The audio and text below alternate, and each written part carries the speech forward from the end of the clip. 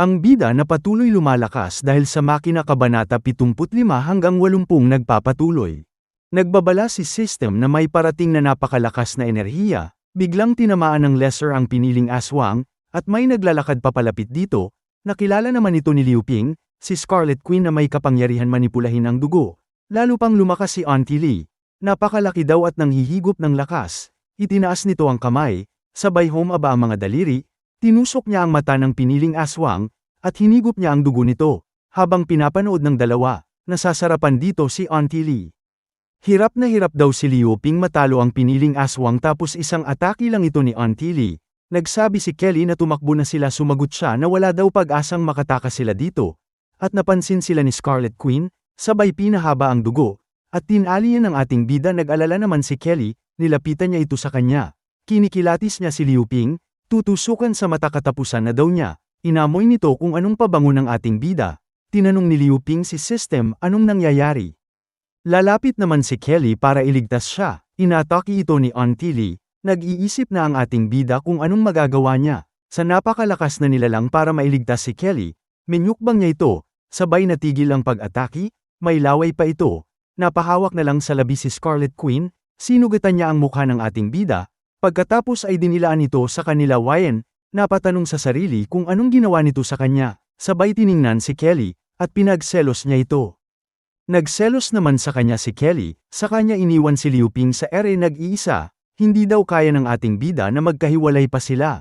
Nag-smile ito sa kanya, hindi pa daw siya nakakalimutan nito. Sa North Caloocan Camp Research Institute, may nasagap silang napakalakas na enerhiya sa Quezon City at tinutukoy pa kung sino ito. Nalaman nila na si Scarlet Queen ng gitnang syudad kagigising lang at pumunta sa Quezon City. Si Scarlet Queen daw umubos ng maraming aswang at pumatay ng maraming alagad nila kaya kaaway nila ito. Si Zing Changson Tambaloslos, punong ministro ng Pagamoten at boss ng North Caloocan Camp Research Institute, may sumasabotahe daw sa kanila. Nag-utos ito na tuloy pa rin ang plano nila na pagkuha sa nanotechnology sa gitnang syudad, at sinabihan niya si Faceless na tukuyin sino ang nakikialam sa kanila. Agad naman itong sumunod sa utos.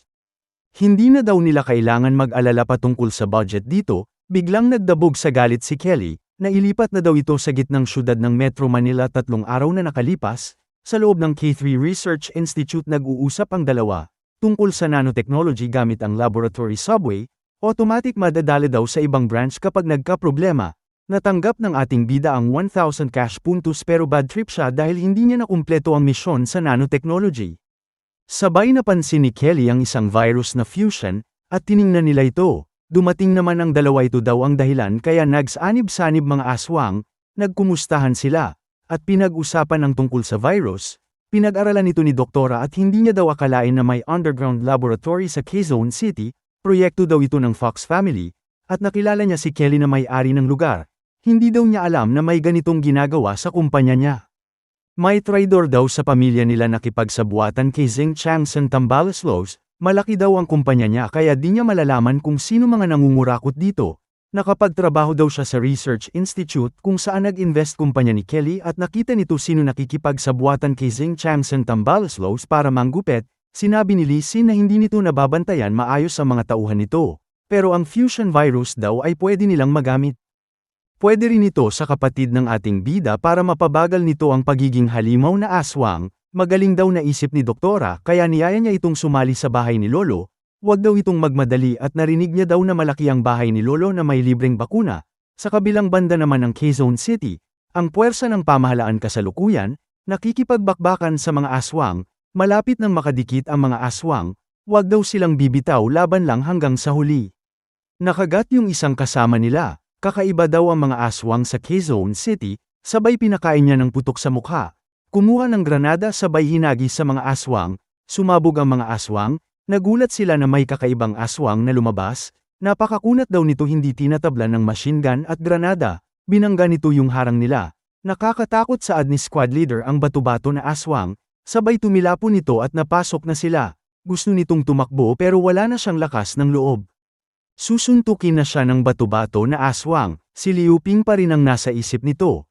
At dumating na ang ating bida at sinaksak sa leeg ang bato-bato na aswang. Natuwa si squad leader sa pagdating nito. Tinanong ni Liu Ping kung ayos lang ito. Sabay naghanda na ang ating bida para tapasin ang bato-bato na aswang, inatake niya ito at hindi tenablan, nagulat si Liu Ping dahil naputol ang espada niya. Pero may nakahanda siya dito 10 minuto nakalipas sa imbakan ng palay. Ipinadala na nila ang mga pagkain sa bahay ni Lolo, at tumawag na tanggap na nila ang delivery. Bukas naman ay mga tao ang kukunin ito. Namangha si Doktora at tinanong ito. Sumagot si Liu Ping na ginagamit nilang portal sa bahay. Nagsabi si Lisin na marami pa silang kakaibang ganyan sa bahay ni Lolo. Lalo tuloy humanga si Doktora Kenmo. Huwag daw maingay ang ating bida dahil gustong sumali ni Doktora sa kanila. Tinawag naman siya ni Kelly. May nahanap itong nanotechnology sa Research Institute na pwede nitong magamit, at idinikit na sa kamay na bakal naging Class A na maso. Umatake na ang ating bida, sinikmuraan ang bato-bato na aswang gamit ang Feast Demon Set, naglabas ito ng malakas na chakra, at nagkapira-piraso ang katawan nito, namangha lahat ng nakakita dito, at tinawag siyang halimaw. Sumuntok One Punch Man. Pagkalipas ng kalahating oras nakarating na sila sa North Caloocan Camp. Nakita ng bantay na si Squad Leader Chu pala at may dala itong maraming pagkain. Sumalo daw at hinihintay na daw siya ni Battalion Leader. Dahil sa tulong daw ng ating bida kaya nila natapos ang misyon sa Quezon City, naiisip ni Liu Ping na tama ang ginawa nila magtira ng pagkain para sa pamahalaan, sabay napalingon siya sa mga pumapasok sa North Caloocan Base, nakilala niya ito ang kanyang ex-girlfriend, tumalikod na ito at pumasok, nagtataka siya bakit buhay pa ito. Dumiretso na ito sa slave market, sinamahan siya ni Doktora Kenmo dahil kilala siya dito, sinalubong naman sila ng may-ari ng slave market. Kinakabahan dahil kaharap ang sikat na halimaw. Sumuntok. Huwag daw itong mag-alala dahil hinanda nito ng mga type ng ating bida, sabay tinawag niya na ito. Dalawang naggagandahang babaeng artista na palunok ito ng laway, sila daw ang gumanap sa pelikulang His Majesty at Residential Evil, parehong sikat na palabas. Pinapawisan na ito dahil masyado daw malalaki sa kanan at kaliwa, nagsisihan naman yung dalawa sa pagkahuli sa kanila. Ito na daw ang pinapangarap ng ating bida mga artista, iniisip niya kapag nabili na niya yung dalawa. Pinapakagat daw siya ng may-ari ng slave market, ayaw naman ng dalawang babae sa kanya dahil mukha daw itong mahilig. Sinabi naman ng may-ari na hindi mura ang dalawang artista, sumagot si Liu Ping na nagkakamali ito ng pagkakakilala sa kanya. Akala daw nito mahuhulog siya sa bitag gamit ang magandang babae, nabigla naman ang tatlo sa sinabi ng ating bida, hindi daw siya pumunta dito para bumili lang ng magandang babae. Halatang nagsisinungaling si Liu Ping dahil sa dugo sa ilong nito. Bumaba naman sa sasakyan, si Kelly na isa sa 10 mayaman sa buong bansa. Saka lang naniwala ang may-ari sa sinabi ng ating bida dahil may Diyosa na pala ito, napaisip ang dalawa dahil may jowa pala itong maganda. Nagsabi si Kelly na bilhin na nila ang dalawang artista dahil may pakinabang din ito. Sabay tinanong ni Liu Ping kung sasali sila sa bahay ni Lolo at pumayag ang dalawa. Sinilip nito ang biodata ng dalawa na parehong magaling sa kama na pinapangarap ng kalalakihan. Pinapawisan na ito sa sabik, sinabi nito na ilabas lahat ang tao dahil bibili pa siya ng marami. Tuwang-tuwa naman ang may-ari. Kaya agad niyang nilabas silang lahat. Nasa 300 ang bilang, kalahating oras na ang nakakalipas. Tiningnan lahat ni Liu Ping ang biodata ng bawat isa sa kanila, at nakapagdesisyon na ito kung sinong pipiliin. Sa loob ng 3 oras nakapili na siya ng 120 katao at tinanong kung magkano, binigyan niya ng discount ang ating bida 200 delata o 30 balang magazine na lang. Si Kelly na daw ang bahala sa bayad, iniisip niya paano niya sila mailulusot dahil human trafficking ginagawa nito. Kinabukasan ipinuslit ng ating bida ang mga netizen sa labas, bumaba na ito. Dahil dumating na sila sa lugar. Nagkakagulo ang mga netizen dahil dinala sila sa bundok na scam daw sila. Nag-anunsyo si Liu Ping na hindi na sila magiging alipin at papasok na sila sa bahay ni Lolo gamit ang portal. Itinuro niya kung saan sila dadaan papunta sa bahay ni Lolo. Masaya naman ang mga netizen at isinigaw nila ang pangalan nito. Habang bumababa ng hagdan ay may tumawag sa kanya. Lumapit daw sa kanya ang ating bida. Si Vice President Koasi Su na lang pala. Nakakatakot daw ang S-level mutant. Hindi man lang niya ito naramdaman, parang sahod mo lang na dumaan lang sa kamay mo. Namaretes daw niya na naputol ang espada ni Liu Ping, kaya gaya ng pangako niya pag natapos nito ang misyon ibibigay niya ang espada ng Demon Slayer Tanjiro sa ating bida. Tiningnan nito kumikislap pa ng breathing techniques a rank na sandata, binigyan na rin ito ng ID sa Mutant Association.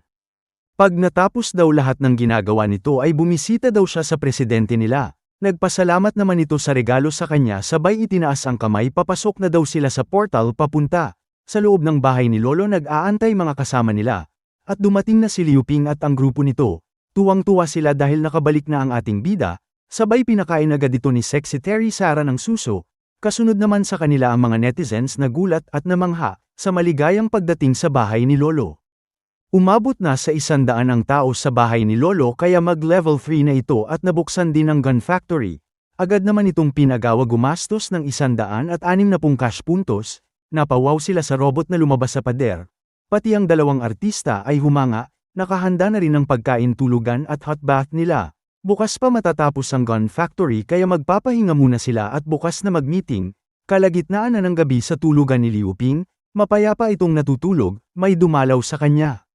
Napansin niya si Sexy Terry Sara, tumabi ito sa kanya, at tinawag ang pangalan ng ating bida, nagsabi ito na masyado daw maaga akala ni Liu Ping na nanaginip lang itong naglalakad, ginapang ni siya ni Sexy Terry, at kinain ito, pinigilan siya ng ating bida, umiyak ito dahil ayaw siyang diligan, sabay kinumport siya ng ating bida, hinawakan sa labi, at menyukbang ito, 5 segundo lang tinagal at natapos na ito, may lakas pa ang ating bida, at napasabi na gustuhan niya ito.